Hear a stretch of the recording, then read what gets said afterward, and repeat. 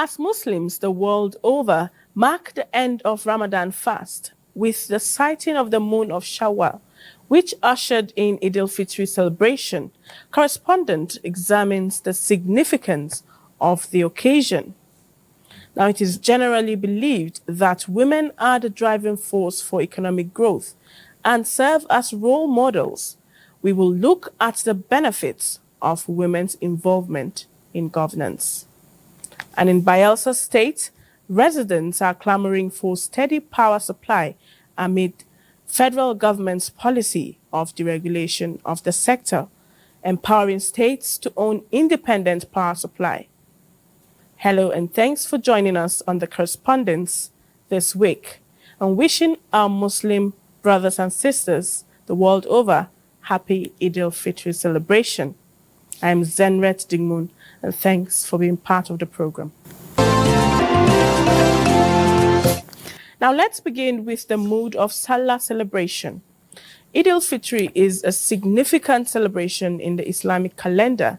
It marks the end of Ramadan, a holy month of fasting and spiritual reflection. And as Muslims worldwide come together to commemorate the occasion, they not only rejoice at the end of fasting, but also express gratitude to Allah for the strength and guidance they received throughout Ramadan. Now in this report, Aisha Bashir explores the significance of Eid al-Fitr among Nigerians, shedding light on the traditions, customs, and values associated with this joyous occasion.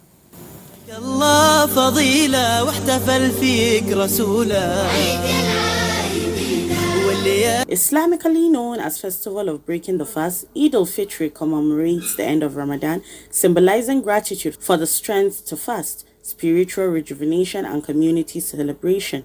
Following the month-long Islamic fast of Ramadan, where Muslims abstain from food and drink from dawn to sunset. Allah is testing us with what we have learned in the month of Ramadan. All, He fused it together in less than 2 hours. He said, when you are coming to the mosque, you must have done your zakat al-fitri, you must have done charity. Have you been giving the charity you are in the month of Ramadan? You want to practicalize it. Allah even give time. So time you must do it. And when you do it, it's like a test that Allah wants to reconfirm. Have you learned your lesson? And also obedience and discipline in the way the Imam lead prayer. This time around, the Imam will first lead prayer before the khutbah. On like Juma prayer, where there will be khutbah before the prayer. So Allah wants to test your obedience, He wants to test your patience, He wants to test how disciplined you are. So if you pass in those ones, the moment Ramadan goes, it means all those things, when there is need, you must practicalize them. The significance is not just to celebrate that I didn't eat or drink, it's also to celebrate the total control and victory over personal desires that the person will have. It's like you now submit yourself totally to the will of Almighty Allah, and you put your own desires and your will, you put them under check.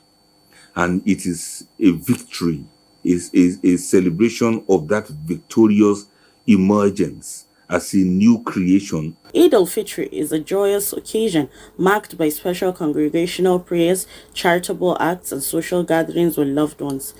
After marking the 30 days or 29 days of fasting, the Eid is celebrated to actually show the end of the Ramadan. And it is very significant because it is the time for kind of sober reflection. People, Muslims, should reflect on all the good deeds they did during the month of Ramadan and even strive to continue to do them even after Ramadan. Eid al-Fitr is a time for the faithful to express gratitude to Allah for the strength and patience bestowed during Ramadan. It's also an opportunity to reflect on the spiritual lessons learned throughout the holy month. There are things that they normally do. There is something that we call it zakat al-fitr, right? So they normally share zakat to lower class people before going for it. And they share charity to other organizations, and they also share goodies to people. The morning of that day, we go to make prayers, the one we say we go to Eid ground. That is where a special supererogatory prayers are made in the morning, usually 2 rakats, and then we do that one. Then everybody goes back home to continue to celebrate for a well deserved fasting of the month of Ramadan. It's as if we all deserve to rest for that day. So in the Islamic jurisprudence, nobody is allowed to fast on that very day. You are supposed to eat. In fact, you must eat for that very day.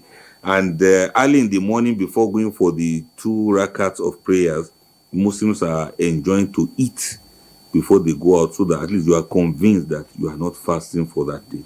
Ultimately, Eid al-Fitr fosters a sense of global community and unity amongst Muslims as they come together to celebrate and rejoice.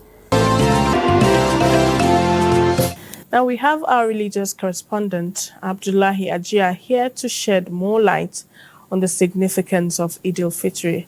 Abdullahi, you're welcome to the Correspondents, and happy celebrations to you. Thank you for having me. I say Eid Mubarak to our Muslim brothers and sisters around the world. Okay. Now, can you shed more light on the whole essence of celebrating Eid al-Fitr as Muslims mark the end of Ramadan fast? Okay, well, thank you. Talking about Eid al-Fitr celebration, one will start by also looking at the conclusion of the holy month of Ramadan, where Muslims globally have obeyed Almighty Allah to worship as one of the pillars of Islamic faith, that is the fasting of the month of Ramadan.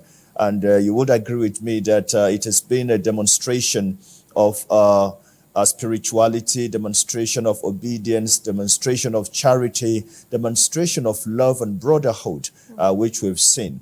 Now, the Eid al-Fitr is now a time where you thank Allah for allowing you conclude a whole month of worship in obedience to his injunction of saying we should fast, like he has ordained fasting for other people or who have come under other prophets to do. Now, Eid al-Fitr is a day where we rejoice, we celebrate, we're happy, glorifying Allah, thanking Allah for all his mercies that, have sustained us throughout the holy month of Ramadan.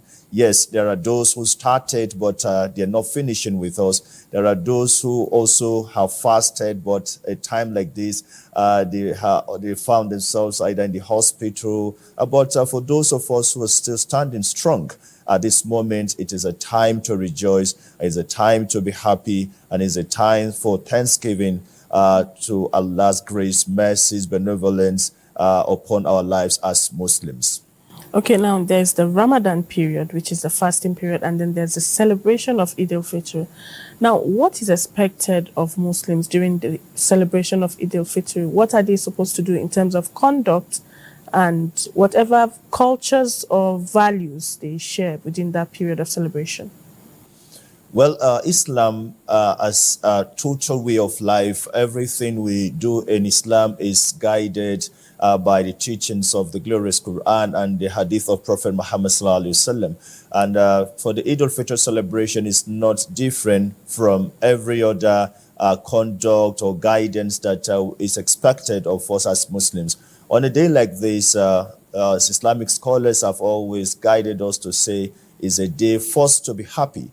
It's a day for you to be happy around your family. It's a day to be happy around your neighborhood. It's a day to be happy around your community. And among the Ummah, it is not a sad day. It is not a day of mourning. So that calls for happiness, to share joy among people around you. So apart from that, we're also expected to converge at the Eid ground in every community or in every locality you find yourself. So you're expected to go observe the 2 Eid al-Fitr, 2 Rakat prayer for every Muslim is expected to go there. And on a day like that, you're also expected to look good. Yeah, the Prophet ﷺ has enjoined us. It is a day where we're expected to wear the best of our clothes.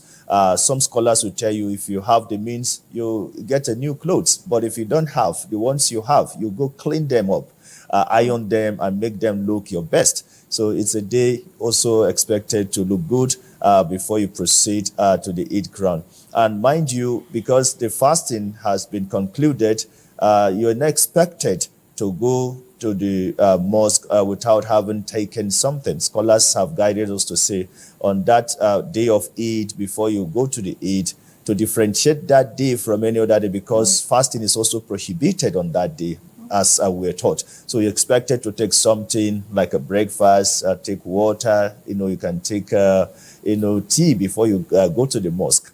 So I think these are some of the things that are expected of us, as we celebrate the Eid al-Fitr. Well, quite interesting. And one thing I picked from what you've said is the fact that it's a joyous celebration, one that brings people together, fostering a sense of community, gratitude, and spiritual renewal. Now, as a correspondent, you have covered spiritual events for a long time.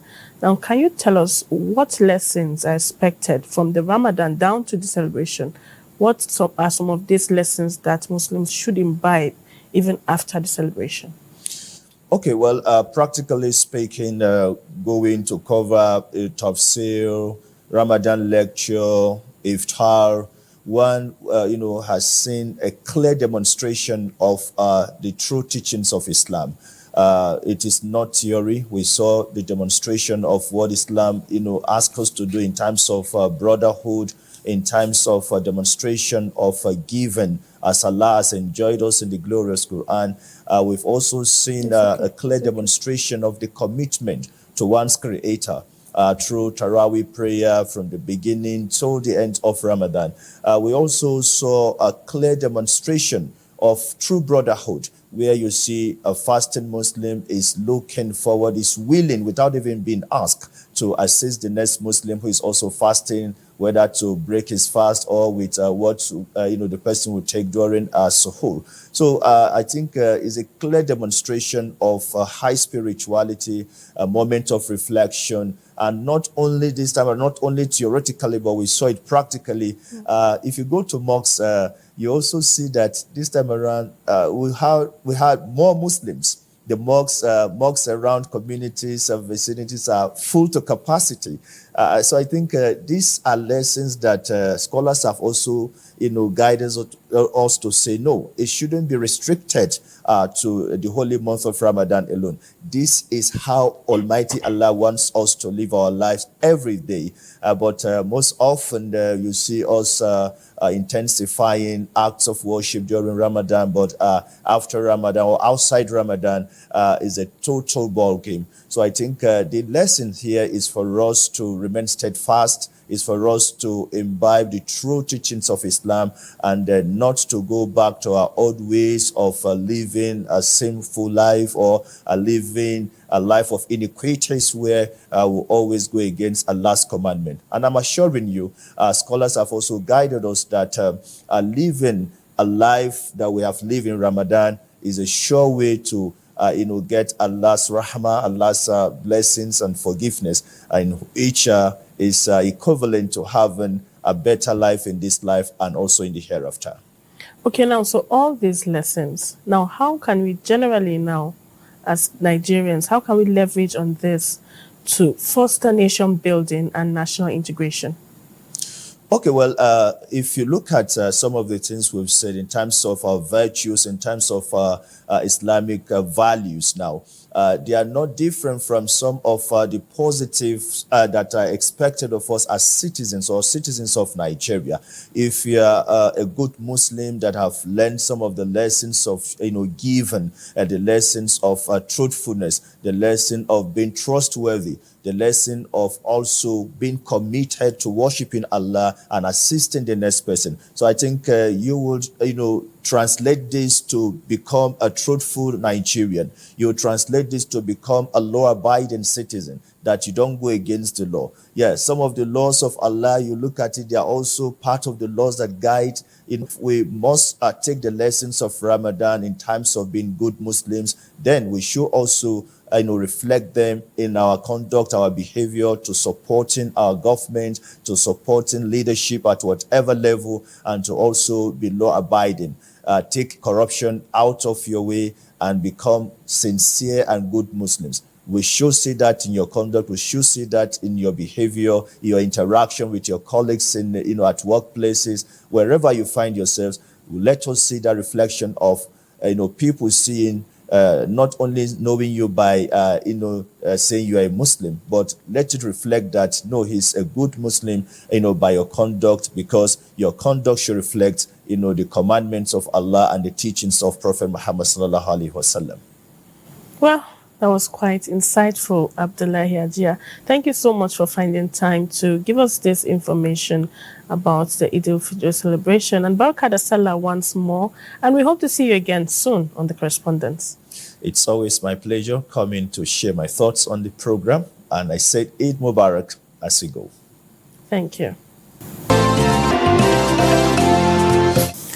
Now, a look into power supply in some parts of the country, particularly in Bayelsa State. And that's right after this break. Stay tuned. Welcome back.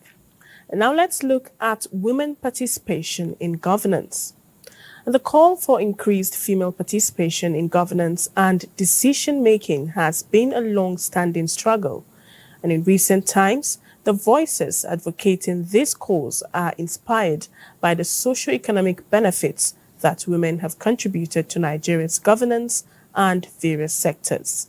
Now, these women are driving economic growth and serving as role models for the next generation. And in this report, Ngozi Technical examines the benefits of women's involvement in governance and the prospects for women in Nigeria. Historically, decisions affecting women and children were primarily made by men.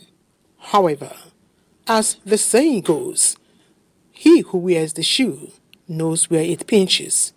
Nigerian women now demand a seat at the table to voice their opinions on issues that directly affect them, especially the girl child. It is of paramount importance for people to know, or for the nation to know, that women involvement in the decision process of the country, or political and governance and the private sector, is very, very important. Despite numerous obstacles, many women have defied stereotypes, rising to the top of their fields while also playing roles in governance. Every woman that is in government has a story to tell, because it has taken us so much sacrifice and so much of suffering to reach where we are. So we know where we are coming from, and we know that having come to where we are, we know the impact we are making on our immediate families and our community at large. In addition to excelling in governance, many women who make up 82% of Nigeria's informal sector contribute to the nation's GDP while also strengthening the home front. The impact of women giving back to the society is significant. Women have empowered others by offering training programs. For example, Madam Abigail, a mother of 6, and Priscilla, a young woman, each received training in modern agriculture and sewing. They are now eager to make their mark in the business world. Very, very grateful, and I promise that I will never be a dependent when I handle this. I learned how to sew clothes. I have the passion for it, so when I have the opportunity, I now grab it. The small and medium scale enterprises contribute to the over 60% of the GDP of the country. Women are predominantly in that sector, and that also tells you that if at that level they had that impactful to our economic development, women in leadership will do more. Nigerian women have also been supported by institutions like the Federal Ministry of Women Affairs, the Miriam Babangida National Center for Women Development, and the National Council for Women's Societies. These organizations are working to build the financial capacity of young women through various empowerment programs. We have a very robust ICT training center that trains the girl child, the blind, vulnerable, disabled, young men and women. We teach them because we are in the digital world now. I want to also appreciate the First Lady of this country, Senator Oluremi Tinubu, for her initiative in ensuring that women are empowered through socio-economical process by going through the healthcare sector, agricultural sector, education, ensuring that women are being empowered. As the saying goes, when you empower a woman, you empower a nation.